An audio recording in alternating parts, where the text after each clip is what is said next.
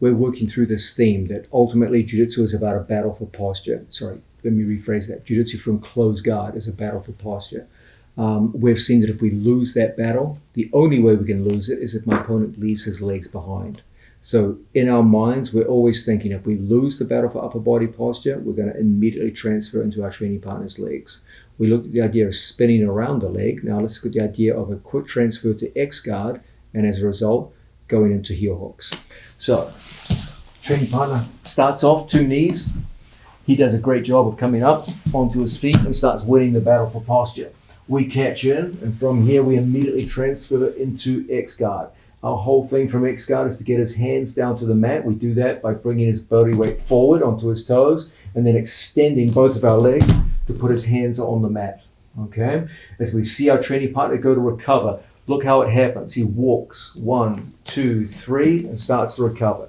Even as he recovers, my foot comes down to the ankle. So first, we bump his hands down to the mat. So he's distracted, okay? I don't make it easy for him to come back. I keep him distracted. When Placido goes to fight, we put our foot down and we knock him backwards. As soon as we've scored the knockdown, second hand transfers, we bring our forehead down to the mat and our knee turns around the corner. And as a result, we end up in this excellent attacking position. As we make the roll, I hold on to the tendons of the knee. And I focus on getting my elbow over my training partner's ankle. So when Placido goes into a defensive turn, you're controlling the knee.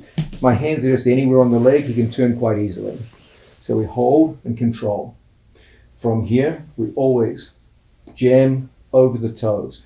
Placido wants his toes pointing this way defensively.